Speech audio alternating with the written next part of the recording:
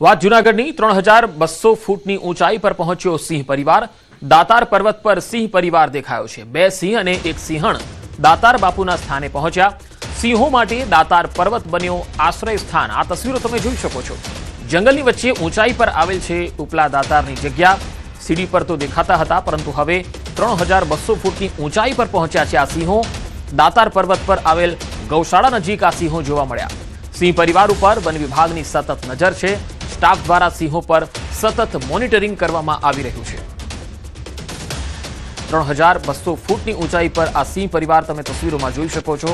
દાતાર પર્વત પર સિંહ પરિવાર જોવા મળ્યો છે। વધુ માહિતી મેળવીએ સંવાદદાતા અમર વખાઈ જૂનાગઢથી જોડાયા છે। અમર, 3200 ફૂટની ઊંચાઈ પર સિંહ પરિવાર જોવા મળ્યો છે। શું આ પહેલી વખત એવું થયું છે કે પહેલા પણ આવી રીતે સિંહ જોવા મળ્યા છે આટલી ઊંચાઈ પર? पंकज ચોક્કસ કે જે દાતાર પર્વત છે ત્યાં ઉપલા દાતાર પર્વત તરીકે ઓળખાય છે અને ત્યાં શ્રદ્ધાળુઓ જતા હોય છે। આ પહેલા પણ અનેકવાર સિંહો ત્યાં પહોંચ્યા છે, પરંતુ આ સિંહોની વાત કંઈક અલગ છે એ માટે કે આ જે સિંહો છે તે બે નર છે અને એક તેમાં માદા છે અને પાઠડા સિંહો તરીકે તે ઓળખાય છે। આ સિંહો છે તે દરરોજ સાંજ પડે તો દાતારની સીડીઓ પાસે દેખાતા હોય છે, તો ક્યાંક દાતાર બાપુની જે ઉપરની જગ્યા છે ત્યાં આવેલી છે ત્યાં દેખાય છે। છેલ્લા 5 દિવસથી તો તેમણે ત્યાં આશ્રય સ્થાન બનાવી લીધું હતું। શ્રદ્ધાળુઓને પણ સિંહોના દર્શન છે તે ગિરનાર આ દાતાર પર્વત પર થતા હતા। જ્યારે વન વિભાગને જાણ થતા વન વિભાગ દ્વારા સતત મોનિટરિંગ છે તે કરવામાં આવી રહ્યું છે। 3200 ફૂટની ઊંચાઈ પર જ્યારે શ્રદ્ધાળુઓને આ સીડીઓ ચડવી હોય તો વિચાર કરવો પડે, પરંતુ આ સિંહો ક્યાંક જંગલના રસ્તે તો ક્યાંક સીડીના રસ્તે દાતાર બાપુના દર્શને પહોંચતા હોય તે રીતના દ્રશ્યો જોવા મળ્યા છે। એક અદ્ભુત ઘટના કહી શકાય કે હવે સિંહો પણ છે તે 3200 ફૂટની ઊંચાઈ પર પહોંચ્યા છે। ખાસ કરીને શ્રદ્ધાળુઓની અવરજવર રહેતી હોય છે, તે માટે શ્રદ્ધાળુ અને વન્ય પ્રાણી વચ્ચે કોઈ ઘર્ષણ ન થાય તે માટે જે ખોડિયાર રાઉન્ડનો સ્ટાફ છે ડુંગર દક્ષિણ હેઠળ આવે છે તેનો સ્ટાફ ત્યાં સતત મોનિટરિંગ આ સિંહ પર કરતા હોય છે।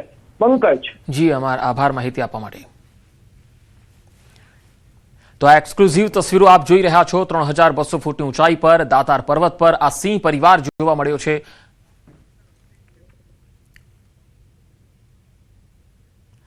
अने हवे वात 5 दिवसमां बीजा झटकानी।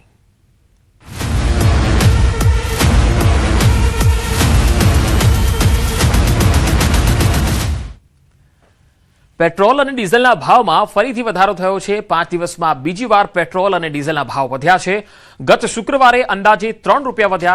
अमदावादना पेट्रोल पंप द्वारा पेट्रोल और डीजलना नवा भाव पण जारी करी देवाया छे। पेट्रोलमां 86 पैसा वध्या छे। पेट्रोलनो नवो भाव प्रति लीटर 98.31 थयो छे। डीजलमां 93 पैसा वध्या छे अने डीजलनो नवो भाव प्रति लीटर 94.15 थयो छे। सूरतमां पेट्रोलना भावमां 86 पैसा वध्या। सूरतमां पेट्रोलनो जे भाव छे ए 97.50 थी वधीने 98.36 थई गयो छे। सूरतमां डीजलना भाव 93 पैसा वध्या छे अने डीजलनो भाव 93.29 हतो जे वधीने 94.22 थयो छे। दिल्हीमां पेट्रोलना भावमां प्रति लीटर 87 पैसा वध्या छे।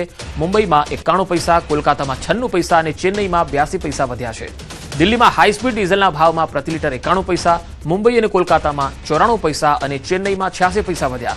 सतत वधी रह्या छे ईंधणना भाव, जेना कारणे सामान्य जनता अने वाहन चालको पर बोझ वध्यो छे। एक ज अठवाडियामां बीजी वखत पेट्रोलना भाव वध्या छे, तेनी असर हवे पेट्रोल पंप पर जोवा मळी रही छे। पेट्रोलनी अछत अने 3 रूपियानो वधारो आवता जे पेट्रोल पंप पर लांबी लाइनो लागी थी ते पेट्रोल पंप पर हवे लोको गईना गाठा लोको पेट्रोल भरावा पहोंची रह्या छे। दृश्य जोई शकाय छे सूरतना सौथी पोस्ट गणातो अठवा लाइन्स के अहींया 365 दाड़ा लोकोनी पेट्रोल माटे लाइन होय छे अने कदाच पेट्रोलनी शॉर्टेज अने 3 रूपियानो वधारो थता अहींया 1 किलोमीटर लांबी लाइनो लागी थी। त्यां कर्मचारीओ आराम फरमावी रह्या छे। लोकोनुं मानवुं छे कि एक ज अठवाडियामां बीजी वखत जे भाव वध्यो छे तेनी जनजीवन पर मोटी असर जोवा मळशे। पेट्रोलना भाव वधवाने लईने तमाम वस्तु मोंघी थशे। ते पछी स्कूलना बाळकोनी वेनना भाड़ा होय के पछी खानीपीनी होय, दवाओ होय के त्यार पछी कोईपण वस्तु होय, कारण के पेट्रोल डीजलना भाव वधशे, ट्रांसपोर्टेशनना भावमां वधारो थशे, जेने लईने तमाम वस्तुओ मोंघी थशे। जो कि बीजी वखत एक ज अठवाडियामां प्रथम 3 रूपिया अने त्यारबाद 1 रूपिया जेटलो वधारो थता पेट्रोल पंप पर हवे लोको पહોંચી નથી રહ્યા। કર્મચારીઓ આરામ કરતા સુરતમાં જોવા મળી રહ્યા છે। કેમેરામેન જીગર ગુગલ સાથે કૃતેશ પટેલ, ન્યૂઝ 18 ગુજરાતી, સુરત। અમદાવાદના નિકોલમાં આભૂષણ જ્વેલર્સમાં સેલ્સ ગર્લ દ્વારા કરોડોના દાગીનાની ચોરીનો જે કેસ છે, ક્રાઇમ બ્રાન્ચે સેલ્સ ગર્લની અમદાવાદથી ધરપકડ કરી લીધી છે. આ સેલ્સ ગર્લ હર્ષિદા શેટ્ટીએ 1.66 કરોડના દાગીના ચોરી કરી લીધા હતા. નિકોલ પોલીસે હાલ તપાસ હાથ ધરી છે. આરોપી હર્ષિદા પાસેથી ક્રાઇમ બ્રાન્ચે 22,54,000નો મુદ્દામાલ જપ્ત કર્યો છે.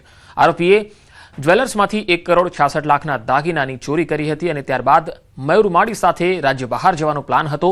ચોરી કરીને બુલેટ લઈ ઉદયપુર, જયપુર, ત્યાંથી દિલ્હી પહોંચ્યા. મયુરમાળી દિલ્હીની હોટલમાં હર્ષિદાને મૂકીને ફરાર થયો. કેટલાક દાગીના મયુરમાળી પોતાની પાસે રાખીને ફરાર થયો. પોલીસે મયુરમાળીને પણ ઝડપી લીધો છે. નિકોલ પોલીસે સમગ્ર મામલે મુદ્દામાલ રિકવર કરવાની તજવીજ હાથ ધરી છે. તો નિકોલમાં આભૂષણ જ્વેલર્સમાં આ ચોરી થઈ હતી અને તેની જે સેલ્સ ગર્લ હતી તેણે જ આ ચોરીને અંજામ આપ્યો હતો અને હાલ પોલીસે મુદ્દામાલ રિકવર કરવાના પ્રયાસો હાથ ધર્યા છે. 1.66 કરોડના દાગીનાની ચોરીનો આરોપ આ સેલ્સ ગર્લ પર લાગ્યો હતો. વાવથરાદમાં લાખણી તાલુકાના ધુણસોલ ગામે મારપીટ થઈ છે. યુવકને માર મારતા એક શખ્સનો વિડીયો પણ જોવા મળી રહ્યો છે, જે સોશિયલ મીડિયામાં વાયરલ થયો છે. ઉપરા છાપરી થપ્પડો મારતો નજરે પડે છે. આ શખ્સ જાહેરમાં ચપ્પલથી પણ યુવકને ફટકારી રહ્યો છે, જે કેમેરામાં દેખાઈ રહ્યો છે. જોકે વાત શું હતી, શા માટે આટલો માર મારવામાં આવી રહ્યો છે, ધુણસોલ ગામે આખી ઘટના શું બની હતી, એ હવે તપાસનો વિષય છે. મહેસાણામાં પૂર્વ નાયબ મુખ્યમંત્રી નીતિન પટેલ પોતાના જ નેતાઓ પર વરસ્યા. કડીના ચંપાબા ટાઉન હોલમાં આયોજિત જંગી વિજયનો અભિવાદ સમારોહ હતો અને તેમણે કહ્યું હતું કે મોદી સાહેબ અને કમળ પર જીતીને કેટલાક નેતાઓ ખિસ્સામાં હાથ નાખીને ફરે છે. તૈયાર ભાણે જમવા આવેલા નવા નેતાઓને ભૂતકાળના સંઘર્ષો યાદ કરાવ્યા. 1990માં કડી અને હાજીપુરમાં ચૂંટણી પ્રચાર વખતે થયેલા પથ્થરમારાનો કિસ્સો વાગોળ્યો. સ્થાનિક સ્વરાજ્યની ચૂંટણીના અભિવાદન સમારંભમાં આપી આકરી શિખામણ. માત્ર મીઠો આવકાર આપવાથી નહીં, નક્કર કામ કરવાથી જ પ્રજાનો વિશ્વાસ જીતાય છે. આજનું કામ કાલ પર ન છોડવાની તેમણે સલાહ આપી.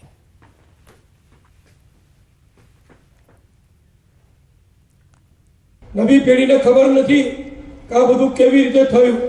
ઘણા લોકો નસીબદાર હોય છે, તૈયાર ડીશ મળે, તૈયાર ભોજન, એના ઉપર આવીને બેસી જવાનું. એર કન્ડિશન રૂમ હોય, કાર્યકરોએ ભૂતકાળમાં મહેનત કરી હોય અને તૈયાર ખાવાનું ઘણાને મળી ગયું છે. નર્મદા જિલ્લા પંચાયત અને તાલુકા પંચાયતની કેટલીક સીટોમાં ભાજપની હારને લઈ સાંસદ મનસુખ વસાવા આક્રમક જોવા મળ્યા. જિલ્લા અને તાલુકા પંચાયતની કેટલીક બેઠકો પર હારને લઈ જિલ્લા પ્રમુખ નીલ રાવ અને મહામંત્રી હિતેશ વસાવા પર આક્ષેપો લગાવ્યા. જિલ્લા ભાજપ પ્રમુખ નીલ રાવ તેમણે હારનું ઠીકરું ફોડી દીધું હતું. ડેડિયાપાડા ખાતે ભાજપની મનોમંથન બેઠકમાં મનસુખ વસાવાએ સંબોધન કર્યું. તેમણે કહ્યું, ચૂંટણીમાં મહામંત્રી કે જિલ્લા પ્રમુખ કોઈ જગ્યાએ પ્રચારમાં જ નીકળ્યા ન હતા એટલે હાર્યા. ચેતર સામે કાઉન્ટર કરવાની જગ્યાએ નીલ રાવ ઓફિસમાં બેસી રહેતા હતા. હાર પાછળનું મુખ્ય કારણ જિલ્લા પ્રમુખ નીલ રાવ છે એવું તેમણે કહ્યું. જિલ્લા પ્રમુખનો હોદ્દો મળ્યો એટલે મન ફાવે એવું કરે, પરંતુ આ ભાજપ છે, ચલાવી નહીં લે. ચૈતર વસાવા ભાજપ પર વરસે એ બરાબર, પરંતુ આ તો ભાજપ જિલ્લા પ્રમુખ જ કાર્યકર્તાઓને ડરાવે છે. ભાજપના કાર્યકર્તાઓએ નીલથી ડરવાની જરૂર નથી. કૌભાંડ થયું મનરેગામાં ને ધારાસભ્ય તરીકે ચૈતર વસાવે શું જોયું? કઈની ફરજ નહોતી, પણ આ બધી બાબતો કાઉન્ટર કરી છે ચૂંટણી સમયે. તો બોલો કોના નીકળ્યો ને નીલ પણ એસી ઓફિસમાં ત્યાં બેઠા રહ્યા કમલમમાં. આનાથી ચૂંટણી જીતાય? ચૈતર વસાવા ડરાવે કે દેવો ડરાવે શંકરભાઈ, તો બરોબર છે. આ તો જિલ્લાનો પ્રમુખ અને મહામંત્રી આપણા કાર્યકર્તાને પીવડાવે, ડરાવે. આ તો ચૈતર સાથે મળેલા છે એવું થયું ને. અને મને રાવ છે ભાઈ, ઘરની બહાર તમે તાલુકા જિલ્લા પંચાયતમાં બે નથી નીકળ્યા. કાલે દેશભરમાં મેડિકલ સ્ટોર્સનું બંધનું એલાન. 20 મે બુધવારે રાષ્ટ્રવ્યાપી કેમિસ્ટ બંધનું એલાન છે. કેમિસ્ટ એન્ડ ડ્રગિસ્ટ એસોસિએશન દ્વારા આ બંધનું એલાન આપવામાં આવ્યું. સુરત સહિત ગુજરાતભરના કેમિસ્ટો આ બંધમાં જોડાશે. એઆઈઓસીડી અને Gujarat state chemist and druggist એસોસિએશનનો આ નિર્ણય દેશભરના આશરે 12.40 લાખથી વધુ કેમિસ્ટો વિરોધ કરશે. ઓનલાઈન ડુપ્લિકેટ દવાઓના વેચાણનો આ વિરોધ છે. નકલી દવાઓ અને નશાકારક દવાઓના ઓનલાઈન વેચાણ સામે અવાજ ઉઠાવશે. યુવાધનને નશાના રવાડેથી બચાવવાની માંગ. જિલ્લા કલેક્ટર અને ફૂડ ડ્રગ વિભાગને આવેદન અપાશે. જરૂરી સેવાઓ માટે કેટલાક જે મેડિકલ સ્ટોર્સ છે એ ખુલ્લા રહેશે. ઇમરજન્સી સેવાઓને ધ્યાનમાં રાખીને વ્યવસ્થાઓ કરાશે. હિસાબે ખૂબ જ મોટું દૂષણ માર્કેટમાં ઘૂસી ગયું છે. લોકો નશેડી થઈ ગયા છે. જે દવા ફાર્માસિસ્ટના અંડર ઓબ્ઝર્વેશનમાં અને ડૉક્ટરના માધ્યમથી જે લોકોને પ્રોવાઈડ થવી જોઈએ એ થતી નથી. એમાં જે એને કોલ્ડ સ્ટોરેજમાં રાખવાની હોય એવી મેડિસિન હોય કે એનો ડોઝ કેવો હોય, એની ઇફેક્ટ કેવી હોય, એની એડવર્ડ ઇફેક્ટ કેવી હોય, એનું કોઈ પાલન થતું નથી. જેના હિસાબે ઓનલાઈન ફાર્મસી દ્વારા આવી